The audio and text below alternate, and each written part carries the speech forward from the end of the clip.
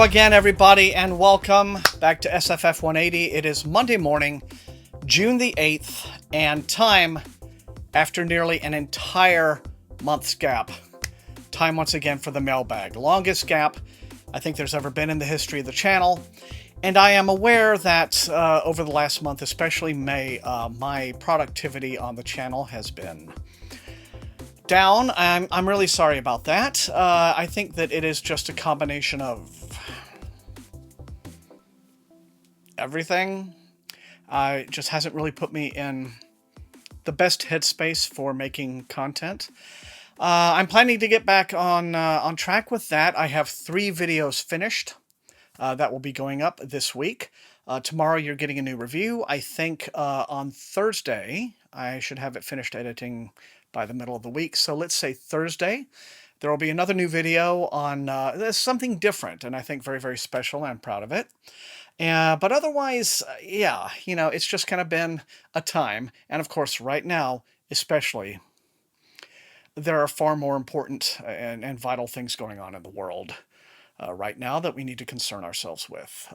You know, much more so than sci-fi books, although books and reading, you know, they teach us things. And so it's all fairly important. And I'm just happy to be back. I'm happy to be sort of back in the editing groove and recording groove and reading and all of that. So with luck, maybe even by this coming weekend, there will be, you know, yet another review, maybe by Saturday or Sunday, because I'm feeling it again. The other announcement is that by the 20th of the month, that will be the date for the live show for the BookTube SFF Awards. Remember those? Yeah, they're still happening. That live show is scheduled for the 20th. Don't know yet whose channel is going to be hosting that. Should have that announcement fairly soon. As soon as I do, I'll let you guys know. But I have something like, 15 books to show you today. As per the last few mailbags, because of the COVID and the mailing slowing down and all of that, almost all of them are ebooks, but there has been, shockingly enough, I have gotten 1 physical book in the last couple of weeks. I know, amazing. Didn't quite signal a trend to, the full return of physical mail yet, but that hopefully will be coming as the summer sort of chugs along and winds down and, pushes itself towards fall. So let's not waste any more time and see what we have this week, shall we? And yeah, this first one here, going to do the physical first, and this comes in from HarperCollins. Here's a noise that I have missed for a long time. And I'm very happy to have this. This is a book called Sunshield by Emily B. Martin. This is not a debut novel. She has done a couple of books before for Harper that I think really only came out as ebooks, but this is a new trade paperback. I don't really recall the actual date of it, but I'm going to say that it was probably a May title. So it's out now. And let's see what it's all about, shall we? It goes like this. A lawless wilderness, a polished court, individual fates, each on a quest to expose a system of corruption. The desolate canyons of Alcoro couldn't be more different from the opulent glass palace and lush forests of Mokoya. But the harsh desert and gleaming court are linked through their past, present, and future. A history of abductions in the desert to power Mokoya's quarries and factories, and a bleak, inhumane future built on the sweat and sacrifice of these bonded laborers.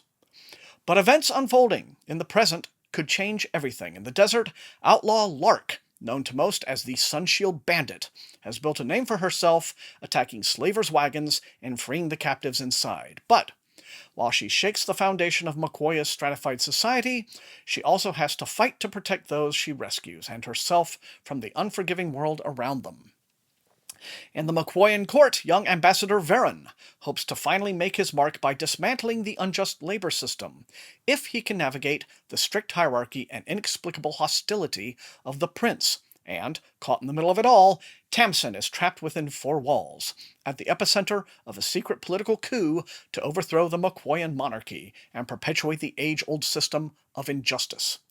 Separated by seas of trees and sand, the outlaw, the diplomat, and the prisoner are more connected than anyone realizes. Their personal journeys might just tip the balance of power in the Eastern world, that if that very power doesn't destroy them first. All right, so sounds like a sweeping saga. And it is Sunshield by Emily Martin, available now from Harper Voyager.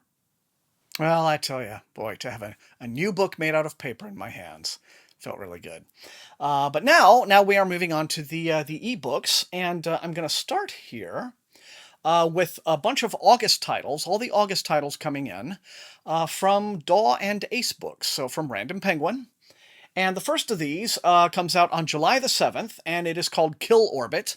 The author is Joel Dane, and this is the third book in his Cry Pilot series of military SF.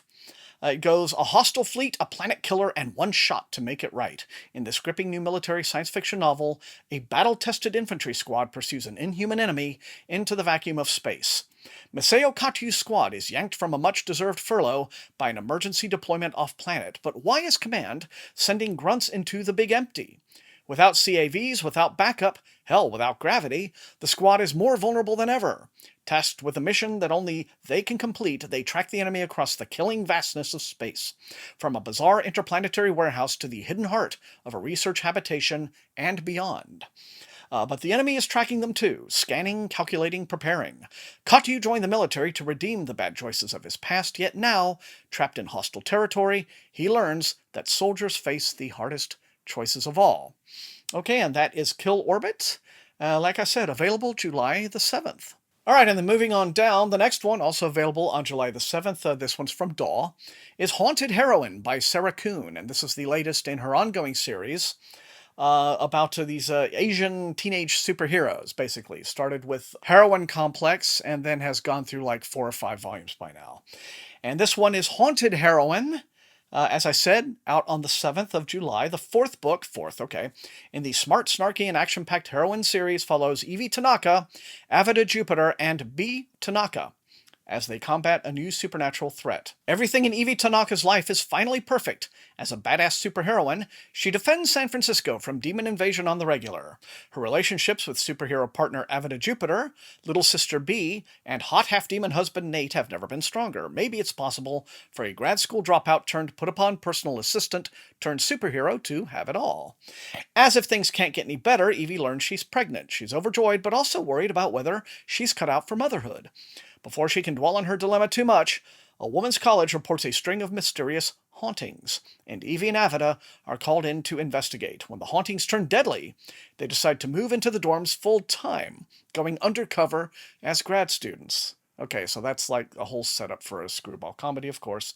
As she lives out a bizarre version of her grad school life, Evie can't help but wonder about the road not taken. What would her life be like if she'd stayed here instead of pursuing superheroing with Avida? Well, all right. There you are. July the 7th, Haunted Heroines. If you're a fan of those series, I understand it's the kind of comedy that's not to everyone's taste.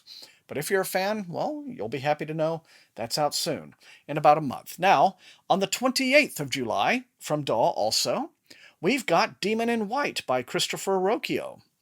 And this is the third novel, as it says, of the galaxy-spanning Sun Eater series. Emerges the best of space opera and epic fantasy, as Hadrian Marlowe continues down a path that can only end in fire. Hadrian has been serving the Empire in military engagements against the Cielsen, the vicious alien civilization bent on humanity's destruction. After Hadrian and his Red Company achieve a great victory, a cult-like fervor builds around him. However, pressures within the imperial government, scared of his rise to prominence, result in an assassination attempt, luckily thwarted. With the Empire too dangerous to stay, Hadrian and his crew leave for a massive library on a distant world. There he finds the next key to unlocking the secrets of the Quiet, a set of coordinates for their origin planet, unnamed and now lifeless. Hadrian's true purpose in serving the military was to aid his search of a rumored connection between the first emperor and the Quiet, the ancient, seemingly long-dead race linked to so many of Hadrian's extraordinary experiences. Will this mysterious lost planet have the answers? Okay. You will find out in Demon in White on July the 28th from Daw Books. And coming up next, from Daw Books, of course, on August the 4th, here's one I've been looking forward to. It was on my anticipated reading list for the year. And it is Seven Devils, a team-up between Laura Lamb and Elizabeth May. It's the first book in a feminist space opera duology. introducing 7 individuals who will free the galaxy from the ruthless Tholosian Empire or die trying. When Eris faked her death, she thought she had left her old life as the heir to the galaxy's most ruthless empire behind. But her recruitment by the Novantian Resistance, or Novantane Resistance, one of those, an organization opposed to the Empire's voracious expansion, throws her right back into the fray. Eris has been assigned a new mission to infiltrate a spaceship carrying a deadly cargo and return the information to the Resistance. But her partner for the mission, mechanic and hotshot pilot Cloelia, bears an old grudge against Eris, making an already difficult mission even more complicated. When they find the ship, they discover even more than they bargained for. 3 fugitives with first-hand knowledge of the corrupt Empire's inner workings. Together, these women possess the knowledge and capabilities to bring the Empire to its knees. But the clock is ticking. The new heir to the Empire plans to turn a peace summit with the only remaining alien empire into a massacre of unmatched scale. If they can find a way to stop the weapon he intends to use, they will save the galaxy. If they can't, millions may die. Okay, 7 Devils on August the 4th from Doll Books. And on August the 4th, from Ace, is The Black Song. This is the new epic fantasy by Anthony Ryan. It's the newest book, second book in the Raven's Blade series, which is a sequel series to an earlier trilogy of his. And his writing has, some fans among people that I know and have talked to. It goes like this. It has long been our lot in life, brother, to do what others can't. Valen Al-Sorna was known across the realm as the greatest of warriors, but he thought battles were behind him. He was wrong. Prophecy and rumor led him across the sea to find a woman he once loved, and drew him into a war waged by the Dark Blade, a man who believes himself a god and one who has gathered a fanatical army that threatens all of the known world. After costly defeat by the Dark Blade, Valen's forces are shattered, while the self-proclaimed immortal and his army continue their terrible march.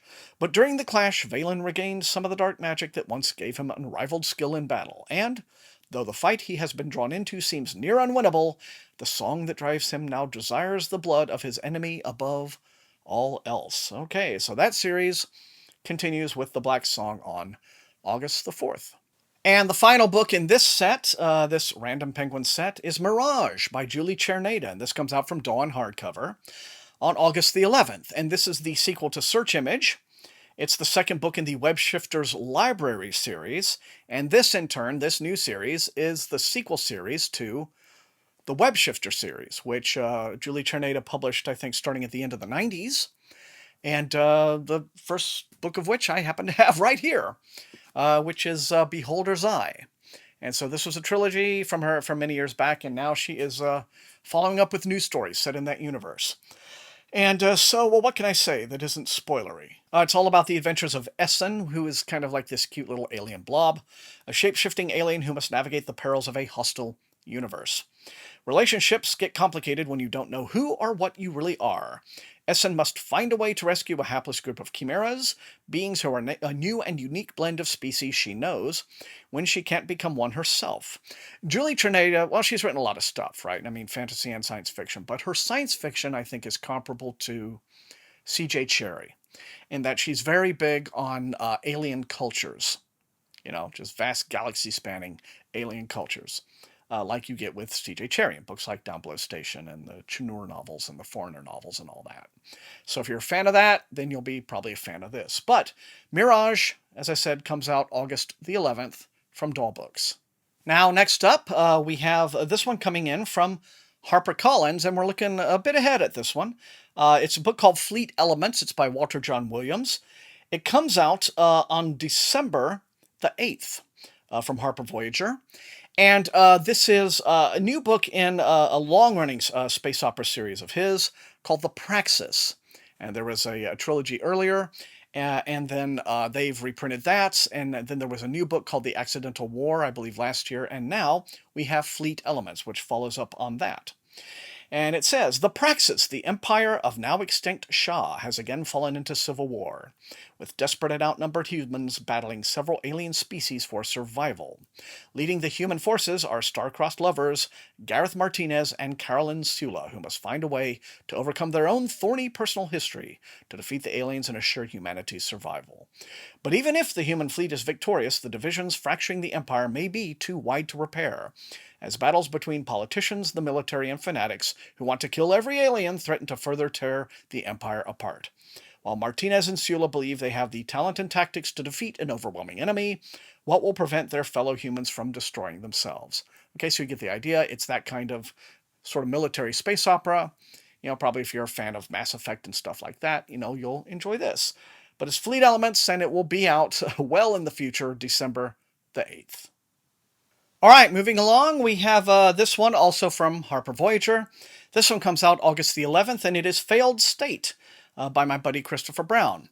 Now, I'm aware that, again, what with the state of the world, the last thing that people might be in the mood for right now is a good old dystopia, especially about one in which, America is collapsing and, the rule of law and what have you. But as I understand, these are much more... They're not quite as grimdark as Tropic of Kansas. Again, a good book, but extremely dark and brutal and harsh. And this is the sequel to Rule of Capture, and it's about lawyer Donnie Chemo. In this book, he's juggling two intertwined cases whose outcomes will determine the course of America's future and his own. These are described as 1984 meets Better Call Saul, basically. And like I said, I'm looking forward to it, of course, but then I occasionally like a really grim read. But as I said, these with a bit more wit and humor in them. So August the 11th, Failed State. Okay, and this next one I think is probably going to be pretty popular. A lot of people looking forward to it anyway. This is Mallory. It's by Josh Malerman. It comes out on July the 21st, and it is the sequel to his novel Bird Box, which, of course, everyone knows was a huge Netflix sensation. It was such a big Netflix sensation that this sell sheet here that I was sent from Mallory contains literally no information at all. I've read it thoroughly about the plot of Mallory. It just goes on to brag about, what a big, awesome hit Bird Box was. Come on, guys, give me something to work with here. But anyway, all right, it says takes place 12 years in the future from Bird Box. And so I guess more Bird Boxy things are happening. But Mallory, available from Del Rey Books in hardcover on July the 21st. Okay, now here's one that's giving me a bit more to work with. Thank you very much. This is for a YA novel, YA fantasy called The Court of Miracles. The author is Kester Grant, and this one actually came out last week on the 2nd of June. It says, while it draws inspiration from two literary classics, the Court of Miracles is more than just a retelling. Okay? Kester Grant weaves a mesmerizing tale of cruelty, passion, and vengeance in her ferocious fantasy YA debut. She's a British Mauritian writer of color who has lived all over the world. Okay, very cool. Les Miserables and The Jungle Book and a splash of Six of Crows meld in this page-turning adventure of a young thief that finds herself going head-to-head with leaders of the criminal underground in the wake of the French Revolution. In an alternate 1828 Paris, the French Revolution has failed, and the city remains divided. The merciless royalty continues to rule, and the 9 underworld criminal guilds, known as the Court of Miracles, prosper. Eponine Nina Thénardier, pardon my very bad French, if I'm not doing these names well, is a talented cat burglar and a member of the Thieves' Guild. Nina's trade is in midnight robberies, all the while avoiding her father's fists and watching over her naive adopted sister, Cosette, Eddie. When Eddie attracts the eye of the tiger... No, I'm not going to do it. I'm not going to take that very obvious cue. No, sorry. The ruthless lord of the Guild of Flesh. Nina is caught in a desperate race to keep the younger...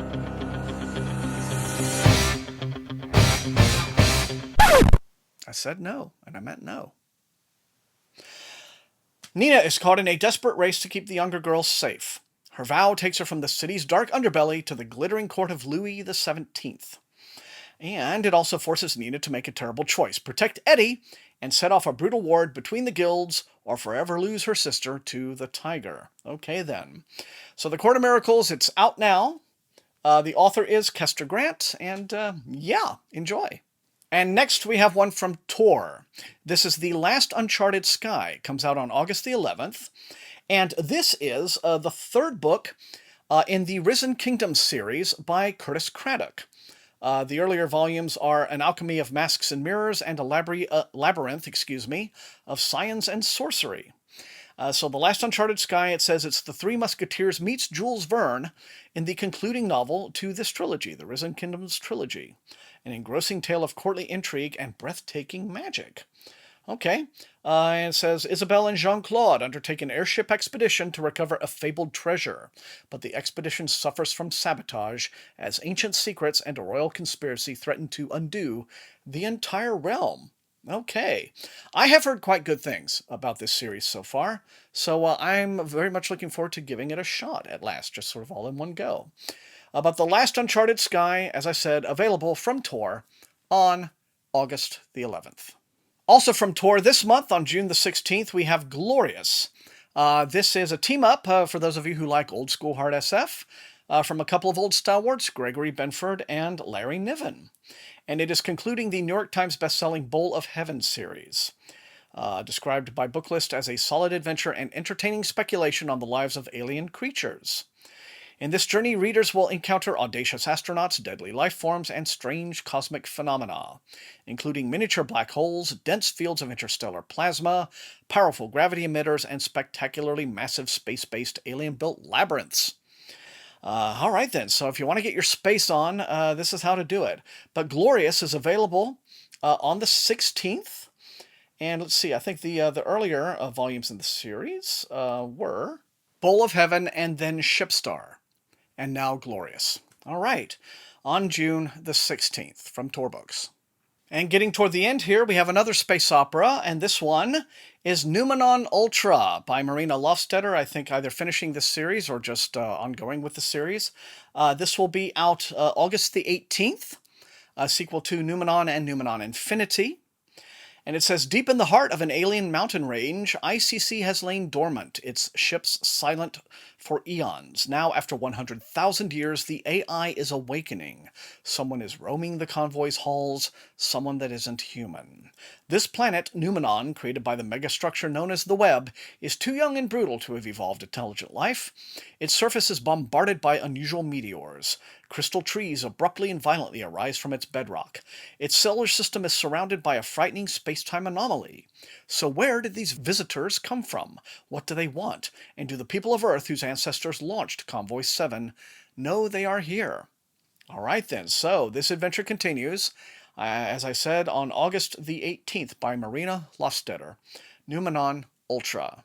And we wrap up this episode with The Trials of Colin by M.R. Carey, author of The Girl with All the Gifts, and this is the sequel to the Book of Colin, which came out very recently. They're fast-tracking this entire trilogy, getting all 3 books out rather quickly. But let's see. Again, I don't really want to, give you too much of a, spoiler in terms of the plot of this series. But I do have plans to read the Book of Colin very soon. It just says this. It's book 2 of the Rampart trilogy, The Earth Wants to Swallow Us Whole. Colin never planned to set foot outside his small village. He knew that beyond its walls lay a fearsome landscape filled with choker trees, vicious beasts, and shunned men. But when he was exiled, he had no choice but to journey out into this strange world where every moment is a fight for survival, and it's not just Colin's life that is threatened. Whole villages, just like his, are dying out. But Colin heard a story once, a story about lost London, and the mysterious tech of the old times that may still be there if he can find it. There may still be a way for him to change his own fate by saving the lives of those who are left. So we've had the Book of Colin and the Trials of Colin, and then the third one is called The Fall of Colin. All right, so there you are. And this will be out on the 15th of September from Orbit. And there you guys have it. That is it for the mailbag. You know the drill. Light up those comments. Let me know which of these looks most interesting and exciting to you, which you would like to see me prioritize for review. Otherwise, if you enjoyed watching, please hit that like button, share the video far and wide with all of your SFF reading friends, and above all, please subscribe if you haven't done so. That is how the channel grows. I think we are within 50 subscribers of 8,000, so thank you guys so much for the support over the years. You can also support the channel at my TeePublic store and at my Patreon. Or recruits into Wink's Army get little perks, like sometimes getting early access on my videos. I want to thank all of those people for their additional support. It is incredibly helpful. I use the Patreon money basically to pay my channel artist, who does all my lovely thumbnails. I want to thank all the rest of you guys for being the very best viewers in all of BookTube, and until I see all of you next time, very soon, lots of content this week at last. Stay safe and healthy, and happy reading.